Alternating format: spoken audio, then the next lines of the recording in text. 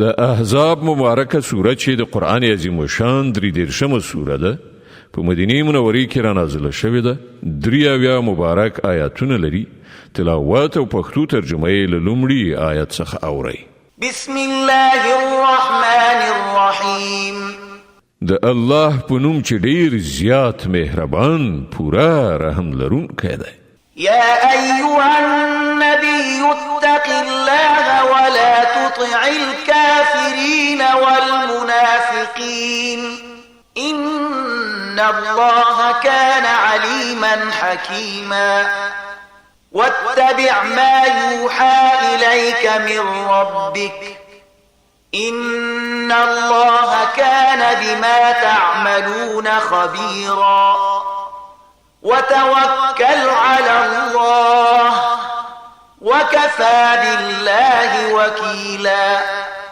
ای پیغمبره له الله ویریږه او د کافرانو او منافقانو اطاعت مکوه.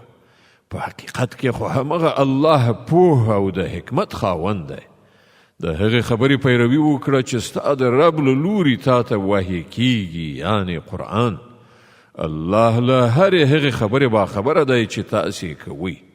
پر الله توکل وکړه، همغه الله د وکالت لپاره کافي دی. ما جعل الله لرجل من قلبين في جوفه وما جعل أزواجكم اللائي تظاهرون منهن أمهاتكم وما جعل أدعياءكم أبناءكم ذلكم قولكم بأفواهكم والله يقول الحق وهو يهدي السبيل.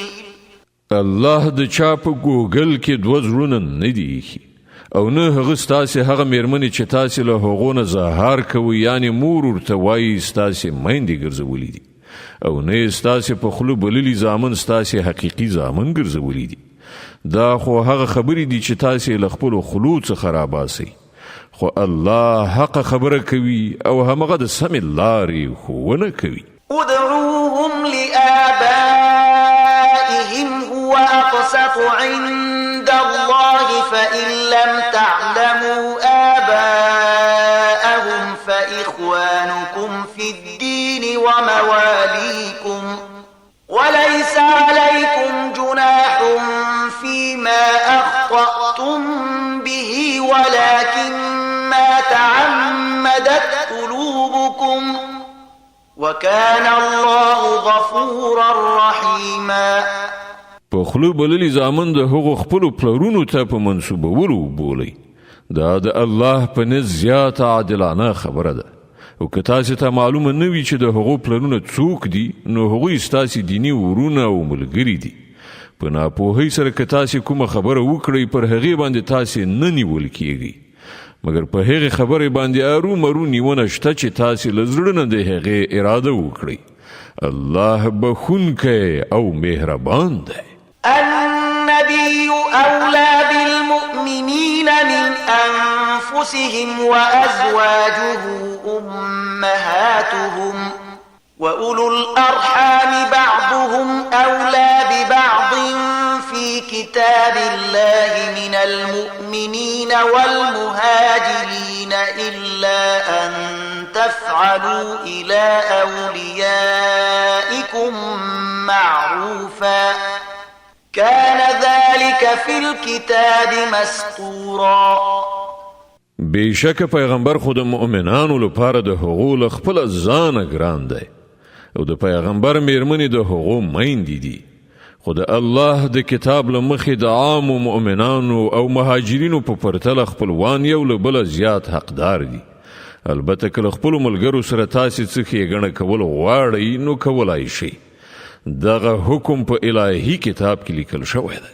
وَإِذْ أَخَذْنَا مِنَ النَّبِيِّينَ مِيثَاقَهُمْ وَمِنْكَ وَمِنْ نُوحٍ وَإِبْرَاهِيمَ وَمُوسَى وَعِيسَى ابْنِ مَرْيَمَ وَأَخَذْنَا مِنْهُمْ مِيثَاقًا غَلِيظًا لِيَسْأَلَ الصَّادِقِينَ عَنْ صِدْقِهِمْ وأعد للكافرين عذابا أليما. او ای پیغمبره هغه ژمنه او پیمان په یاد ولره چې موږ له ټولو پیغمبرانو څخه اخیستی دی له تا څخه هم او له نوح ابراهیم موسی او عیسی ابن مریم څخه هم له ټولو نه موږ پخه ژمنه اخیستې ده تر څو چې له رښتینو خلکو څخه د هغو پروردګار د هغوی د رښتینولۍ په باب پوښتنه وکړي او د کافرانو لپاره خو هغه دردناک عذاب تیار کړی دی. يا أيها الذين آمنوا اذكروا نعمة الله عليكم إذ جاءتكم جنود فأرسلنا عليهم ريحا وجنودا لم تروها وكان الله بما تعملون بصيرا. ای مؤمنانو د الله هغه پیرزوینه در پزړه کړی چې همدا اوس هغه پر تاسو کړی ده کله چې لښکرو پر تاسو یرغل وکړ نو مونږ په هغو یو سخت طوفان ولیږه او داسې پوځونه مو ولیږل چې تاسو په نظر نه راتلل. الله هغه هر څه لیدل چې تاسو په دې وخت کې کول.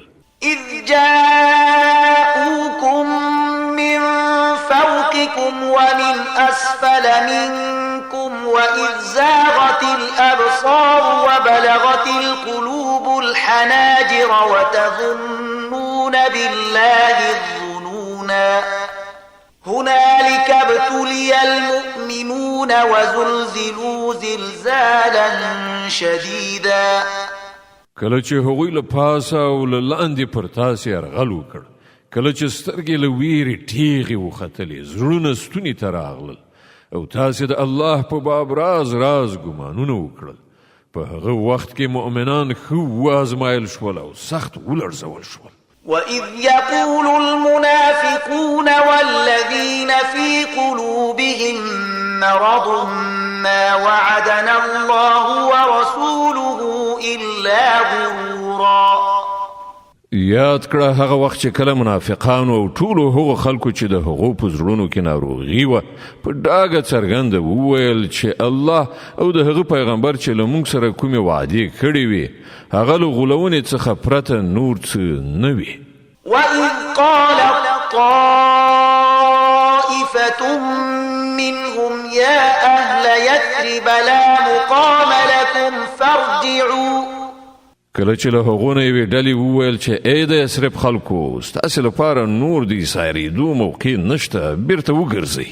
وَيَسْتَأْذِنُ فَرِيقٌ مِّنْهُمُ النَّبِيَّ يَقُولُونَ إِنَّ بُيُوتَنَا عَوْرَةٌ وَمَا هِيَ بِعَوْرَةٍ إِن يُرِيدُونَ إِلَّا فِرَارًا. کله چې د هغوی یوې ډلې په دې وینا سره له پیغمبر نه د رخصت غوښتنه کوله چې زموږ کورونه تر خطر لاندې دي په داسې حال کې چې هغه تر خطر لاندې نه و په اصل کې هغوی غوښتل د جنگ له محاذ نه وتښتي. ولو دخلت عليهم من أقطارها ثم سئلوا الفتنة لآتوها وما تلبثوا بها إلا يسيرا. که د ښار له اطرافونو دښمن راننوتلي وای او په هغه وخت کې هغو ته د فتنې په لوري بلنه ورکړای شوې وای نو دوی به پکې ځان غورځولی وو او ګرانه وه چې دوی د فتنې په شریکېدو کې څه د رنګ دریغ کړی وای. ولقد كانوا عاهدوا الله من قبل لا يولون الأدبار وكان عهد الله مسؤولا. دغه خلکو له دینه مخکې له الله سره ژمنه کړې وه چې دوی به شان نه اړوي او له الله سره د شوې وعدې پوښتنه خو ارومرو کېدونکې وه. قل لن ينفعكم الفرار إن فررتم من الموت أو القتل وإذا لا تمتعون إلا قليلا. ای پیغمبره دوی ته ووایه که تاسې له مرګ یا وژل کېدو نه وتښتئ نو دغه تېښته به ستاسې لپاره هیڅ ګټه رسوونکې نه وي. له هغه وروسته د ژوند د خوندونو اخیستلو ډېر لږ فرصت به تاسې ته در په برخه شي. قل من ذا الذي يعصمكم من الله إن أراد بكم سوءا أو أراد بكم رحمة ولا يجدون لهم من دون الله وليا ولا نصيرا. دوی ته وایي چې څوک دي چې تاسې له الله نه ژغورلی شي که هغه تاسې ته ضرر رسول وغواړي، او څوک د هغه د رحمت مخه نیولی شي که هغه پر تاسې مهرباني کول وغواړي. د الله په مقابل کې خود دغه خلک کوم ملاتړ او مرستندوی نشي میتلی. قد يعلم الله المعوقين منكم والقائلين لإخوانهم هلم إلينا ولا يأتون البأس إلا قليلا. الله له تاسې نه هغه کسان ښه پیژني چې د جنگ په کار کې خنډونه اچونکي دي او خپل اورونو ته وایي چې راشئ زموږ خواته، او دوی په جنگ کې برخه نه اخلي مګر تش په نامه. أشحة عليكم فإذا جاء الخوف رأيتهم ينظرون إليك تدور أعينهم كالذي يغشى عليه من الموت فإذا ذهب الخوف سلقوكم بألسنة حداد أشحة على الخير أولئك لم يؤمنوا فأحبط الله أعمالهم وكان ذلك على الله يسيرا.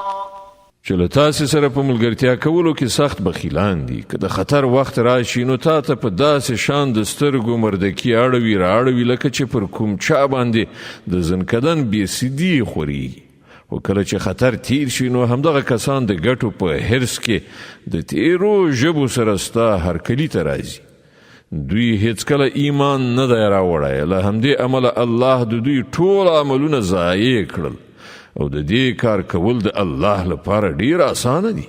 يحسبون الأحزاب لم يذهبوا وإن يأتي الأحزاب يودوا لو أنهم بادون في الأعراب يسألون عن أنبائكم ولو كانوا فيكم ما قاتلوا إلا قليلا.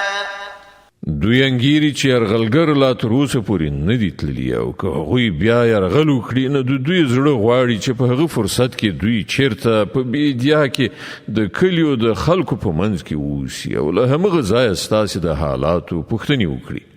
بیا هم که دوی ستاسې په منځ کې پاتې وي نو په جګړه کې به بیخي لږ برخه واخلي. لقد كان لكم في رسول الله أسوة حسنة لمن كان يرجو الله واليوم الآخر وذكر الله كثيرا. په حقیقت کې ستاسې لپاره د الله په پیغمبر کې د نیکۍ یوه خورا غوره نمونه وه، د هر هغه چا لپاره چې د الله او د آخرت د ورځې هیلهمند وي او الله ډیر یادوي هغوی. ولما رأى المؤمنون الأحزاب قالوا هذا ما وعدنا الله ورسوله وصدق الله ورسوله وما زادهم إلا إيمانا وتسليما. او د ریښتینو مؤمنانو حال په هغه وخت کې دا و چې کله هغوی یرغلګر ولیدل نو ویې ویل چې دا هماغه څه دي چې الله او د هغه پیغمبر له موږ سره د هغه وعده کړې وه. د الله او د هغه د پیغمبر خبره بیخي رښتیا وه. دغه پیښې د هغو ایمان او اطاعت لا زیات کړل. من المؤمنين رجال صدقوا ما عاهدوا الله عليه فمنهم من قضى نحبه ومنهم من ينتظر وما بدلوا تبديلا.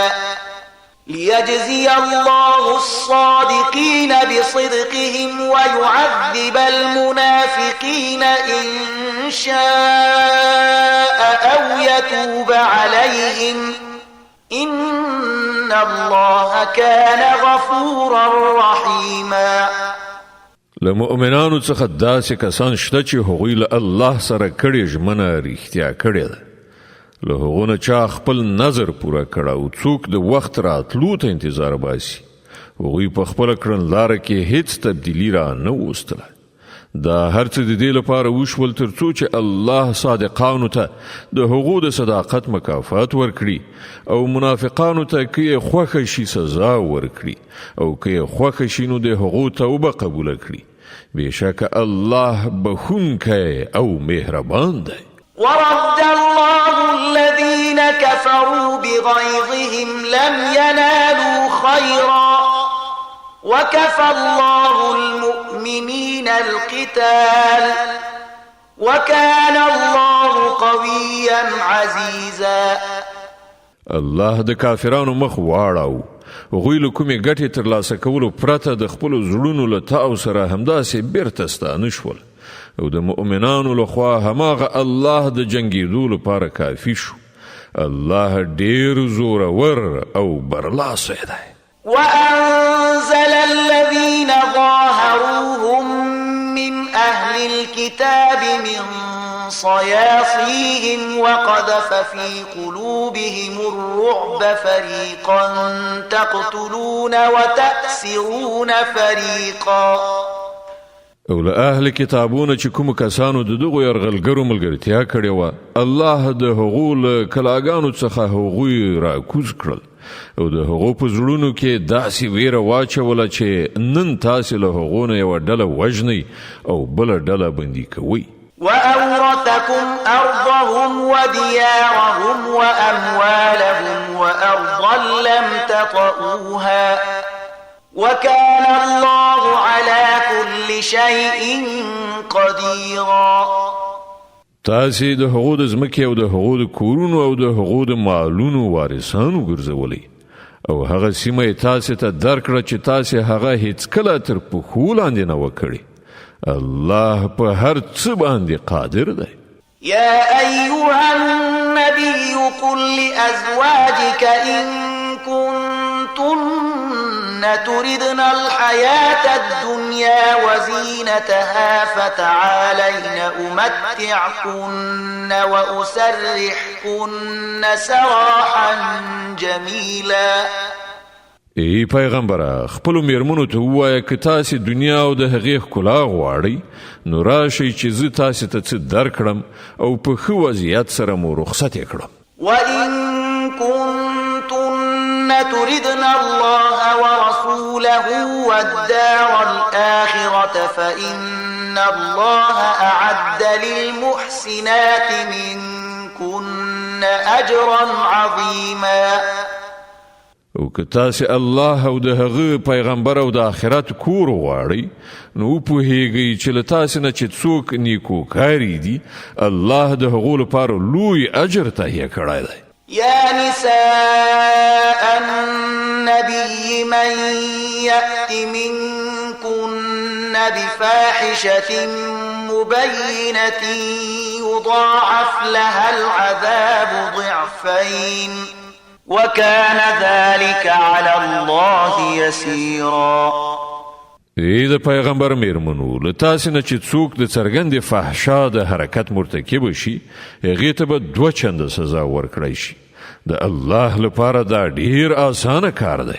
ومن يقنت منكن لله ورسوله وتعمل صالحا نؤتها أجرها مرتين وأعتدنا لها رزقا كريما.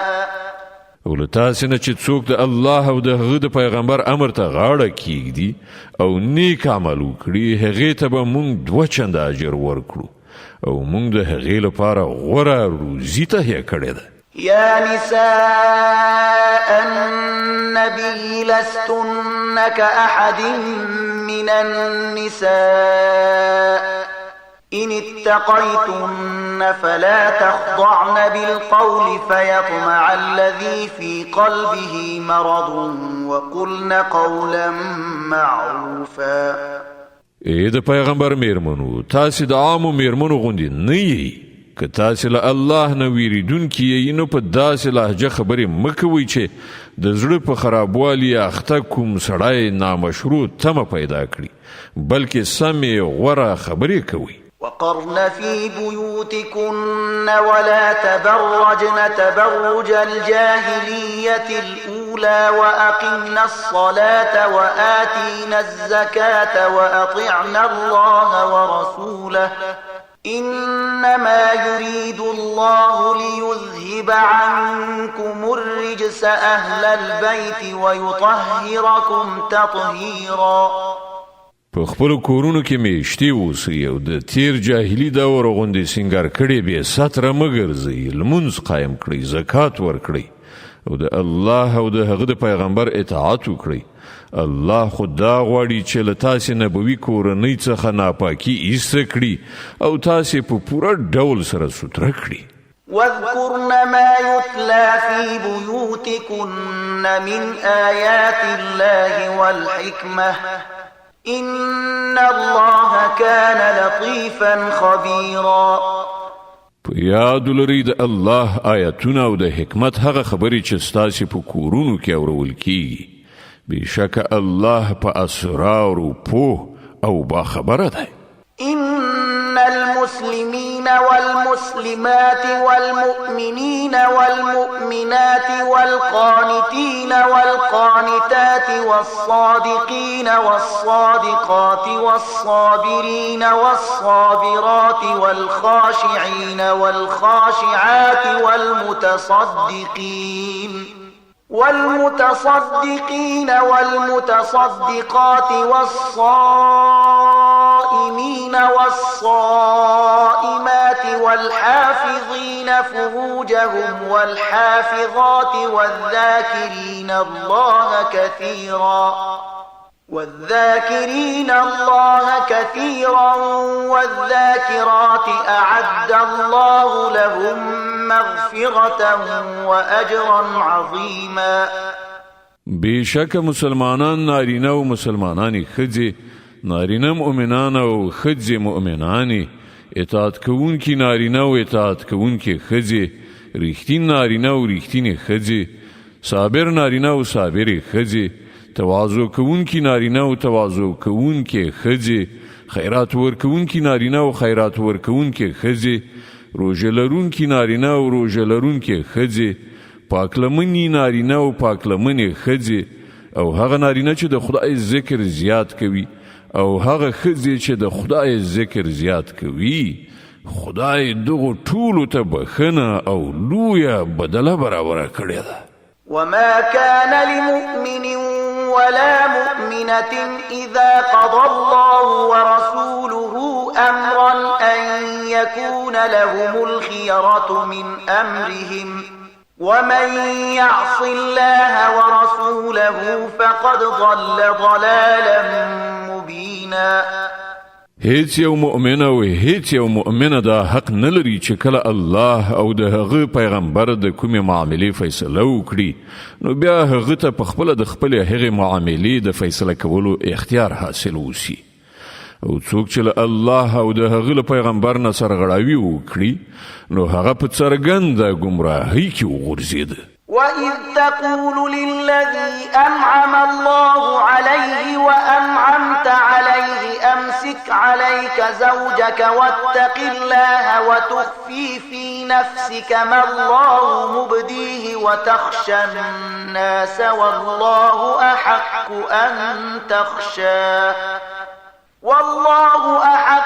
أن تخشاه فلما قضى زيد منها وطرا زوجناكها لكي لا يكون على المؤمنين حرج في أزواج أدعيائهم إذا قضوا منهن وطرا وكان أمر الله مفعولا. ای پیغمبره، هغه وخت در یاد کړه چې تا هغه چاته چې پر هغه باندې الله او تعالی ورینه کړي وویل چې خپل میرمن مه پرېږده او له الله نه وویریږه. په هغه وخت کې تا په خپل زړه کې هغه خبره پټه کړې وه چې الله د هغې ښکاره کول غوښتل. ته له خلکو نه ویریدلې په داسې حال کې چې الله د دې زیات حقدار دی چې ته ورڅخه وویریږي. بیا کله چې زید له هغې نه خپل حاجت پوره کړ نو موږ هغه طلاق شوې میرمن تا ته په نکاح کړه تر څو چې پر مؤمنانو د خپلو په خوله بللیو زامنو د میرمنو په باب څه ستونزه پاتې نشي کله چې هغوی ترې خپل حاجت پوره کړی وي. او د الله حکم خو باید عملی شوی وای. ما كان على النبي من حرج فيما فرض الله له سنة الله في الذين خلوا من قبل وكان أمر الله قدرا مقدورا الذين يبلغون رسالات الله ويخشونه ولا يخشون أحدا إلا الله وكفى بالله حسيبا. پر پیغمبر باندې په داسې یو کار کې څه بندیز نشته چې الله د هغه لپاره ټاکلی وي. د الله همدغه کړنلاره د ټولو هغو پیغمبرانو په باب راغلې ده چې پخوا تیر شوي دي او د الله حکم یوه غوڅه سرته رسول شوې پریکړه وي. دا د الله کړنلاره ده د هغو خلکو لپاره چې د الله پیغامونه رسوي او له همغه څخه ویریږي او له یو خدای پرته له بل هیچا نه ویریږي او د محاسبې لپاره هم دا الله کافي ده. ما كان محمد أبا أحد من رجالكم ولكن رسول الله وخاتم النبيين وكان الله بكل شيء عليما. ای خلکو، محمد ستاسې له نارینهو څخه د هیچا پلار نه دی مګر هغه د الله پیغمبر او خاتم النبیین دی او الله د هر شي علم لرونکی دی. يا أيها الذين آمنوا اذكروا الله ذكرا كثيرا. ای مؤمنانو، الله ډیر ډیر یادوي. وسبحوه بكرة وأصيلا. او سهار او ماښام د هغه تسبیح کوونکي اوسئ. هو الذي يصلي عليكم وملائكته ليخرجكم من الظلمات إلى النور وكان بالمؤمنين رحيما. هماغه ذات چې پر تاسې رحمت کوي او د هغه پرښتې ستاسې لپاره د رحمت دعا کوي تر څو چې هغه تاسې له تیارو نه رڼا ته راوباسي. هغه پر مؤمنانو ډیر مهربان دی.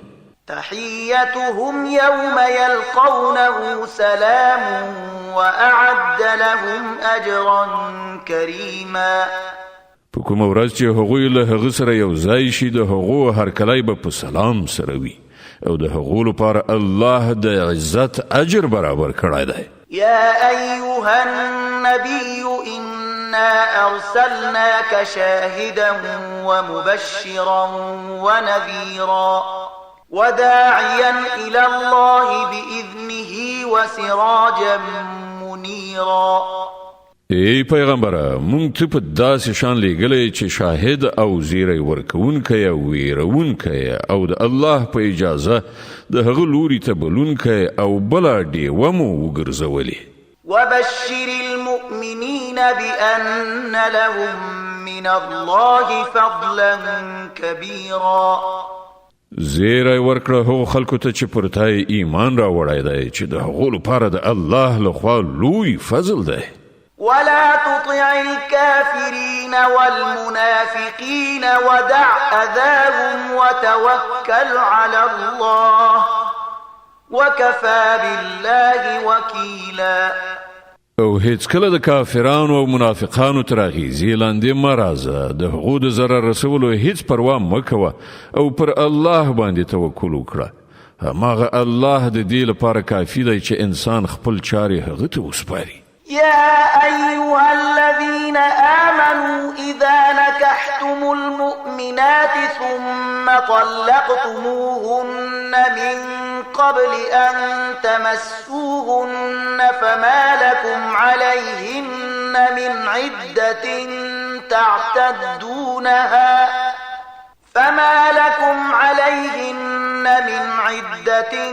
تعتدونها فمتعوهن وسرحوهن سراحا جميلا. ای مؤمنانو، کله چې تاسو له مؤمنو ښځو سره نکاح وکړئ او بیا هغو ته له لاس وروړلو مخکې طلاق ورکړئ، نو ستاسو له خوا پر هغوی څه عدت لازم نه دی چې د هغه د پوره کولو تاسو غوښتنه وکړئ شئ. له دې کبله هغو ته څه مال ورکړئ او په ښه توګه یې رخصت کړئ. يا أيها النبي إنا أحللنا لك أزواجك التي آتيت أجورهن وما ملكت يمينك مما أفاء الله عليك وبنات عمك وبنات عماتك وبنات خالك وبنات خالاتك اللاتي هاجرن معك وامرأة مؤمنة إن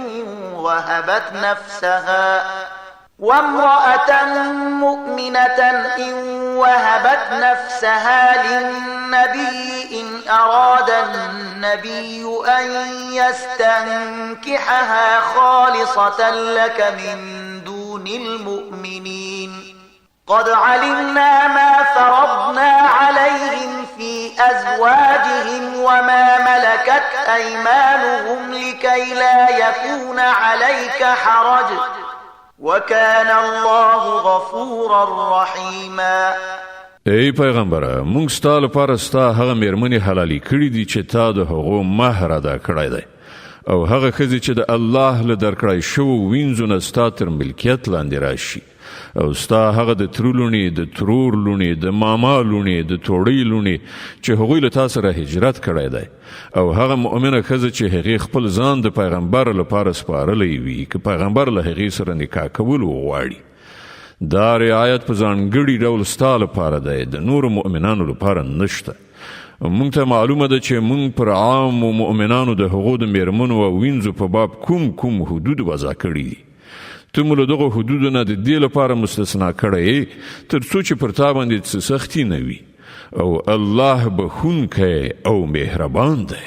ترجي من تشاء منهن وتؤوي إليك من تشاء ومن ابتغيت ممن عزلت فلا جناح عليك ذلك أدنى أن تقر أعينهن ولا يحزن ويرضين بما آتيتهن كلهن والله يعلم ما في قلوبكم وكان الله عليما حليما.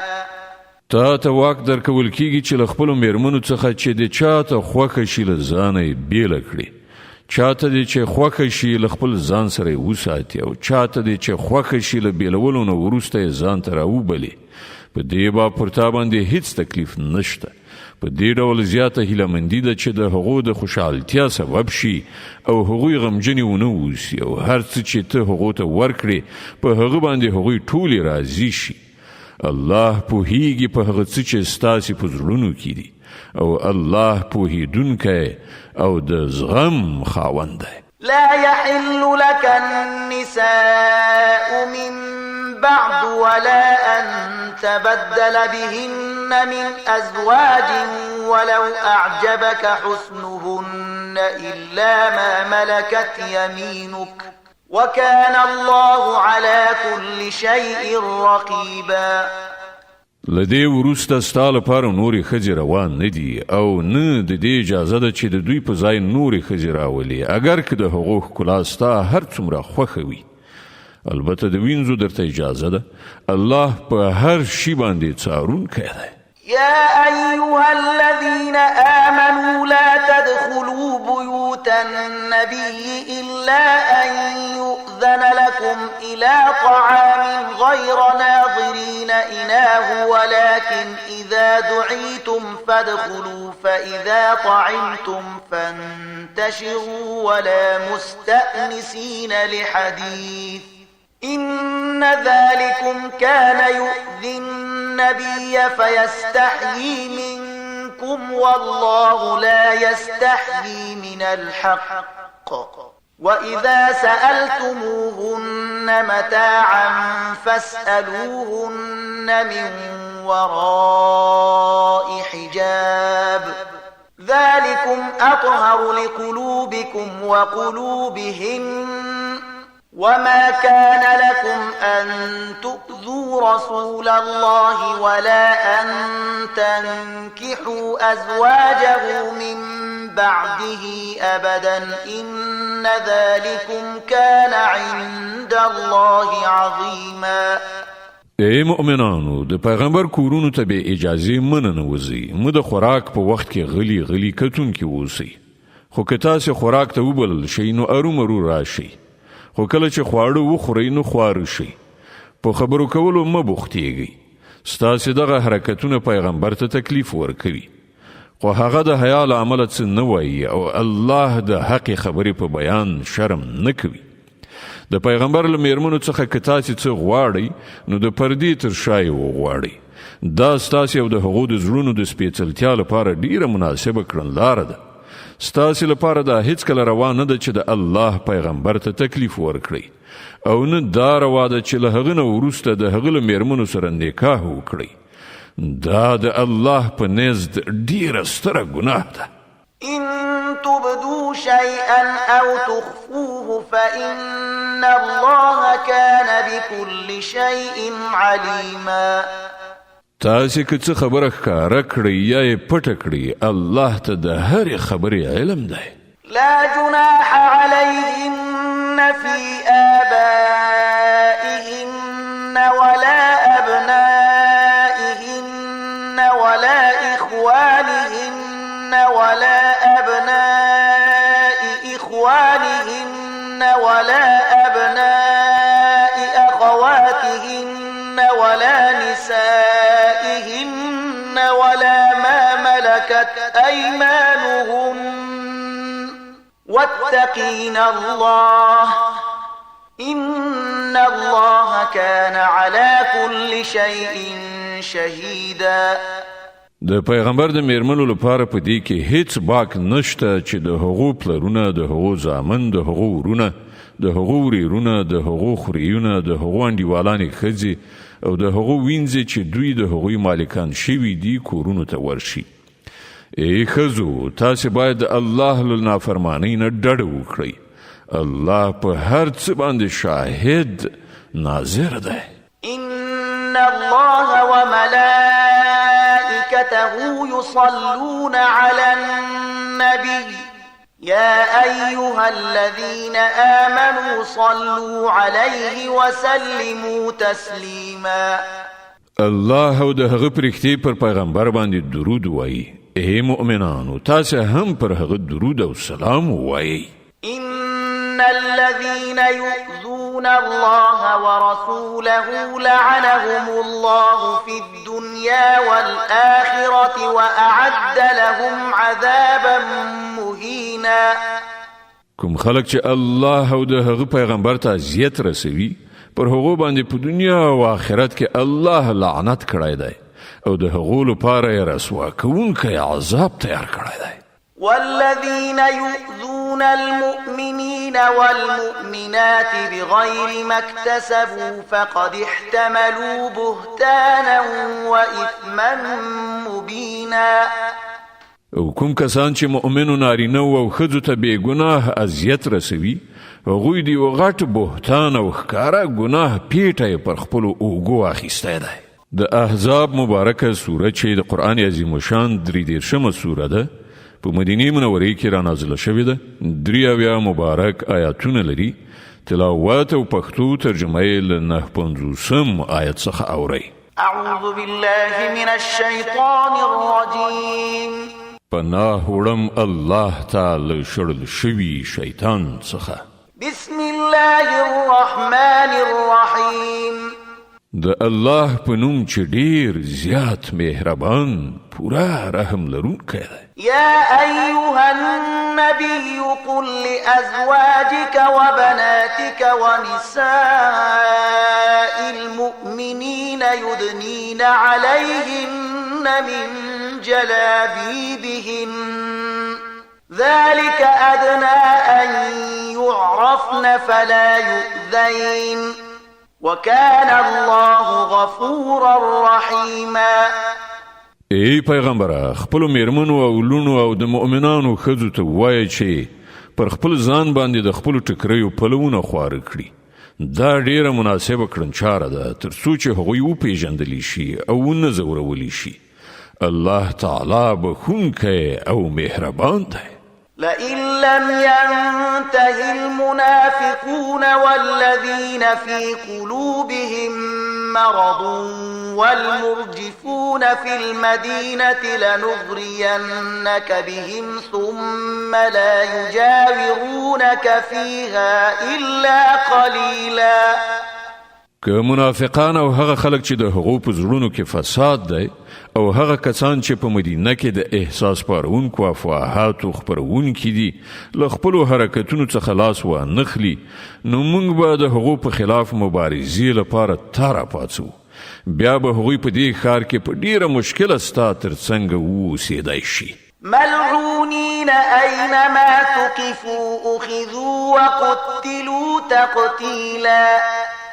پر هغو بل هر خوا د لعنت ورخت وي، هر چیرته چې ومندل شي وبنیول شي او په بده توګه به ووژل شي. سنة الله في الذين خلوا من قبل ولن تجد لسنة الله تبديلا. دا د الله کړنلاره ده چې دغسې خلکو په باب له پخوانه را روانه ده او ته به د الله په کړنلاره کې هیڅ تبدیلي ونه مومي. يسألك الناس عن الساعة قل إنما علمها عند الله وما يدريك لعل الساعة تكون قريبا. خلق لتانه پوښتنه کوي چې د قیامت ساعت به کله راشي، ووایه د هغه علم خو یوازې الله ته دی. ته څه خبرې ښایي چې هغه ډیر رانږدې شوی وي. إن الله لعن الكافرين وأعد لهم سعيرا خالدين فيها أبدا لا يجدون وليا ولا نصيرا. په هر حال دا یقیني خبره ده چې الله پر کافرانو لعنت کړی دی او د هغو لپاره یې لمبه شوی اور تیار کړی دی چې په هغه کې به هغوی د تل لپاره اوسیږي. کوم ملاتړ او مرستندوی به ونه مومي. يوم تقلب وجوههم في النار يقولون يا ليتنا أطعنا الله وأطعنا الرسولا. په کومه ورځ چې د هغو مخونه په اور باندې واړول شي، په هغه وخت به هغوی وایي چې کاشکې موږ د الله او پیغمبر اطاعت کړی وای. وقالوا ربنا إنا أطعنا سادتنا وكبراءنا فأضلونا السبيلا. او به وایي ای زموږ پروردګاره، موږ د خپلو سردارانو او خپلو مشرانو اطاعت وکړو او هغوی موږ له سمې لارې نه بېلارې کړو. ربنا آتهم ضعفين من العذاب والعنهم لعنا كبيرا. ای پروردګاره، هغو ته 2 چنده عذاب ورکړه او پر هغو سخت لعنت وکړه. يا أيها الذين آمنوا لا تكونوا كالذين آذوا موسى فبرأه الله مما قالوا وكان عند الله وجيها. ای مؤمنانو، د هغو خلکو په شان مکیږئ چې هغوی موسی ته اذیتونه رسولي وو. بیا الله د هغوی له جوړو کړیو خبرونه هغه ته براءت ورکړ او هغه د الله په وړاندې عزتمند و. يا أيها الذين آمنوا اتقوا الله وقولوا قولا سديدا يصلح لكم أعمالكم ويغفر لكم ذنوبكم ومن يطع الله ورسوله فقد فاز فوزا عظيما.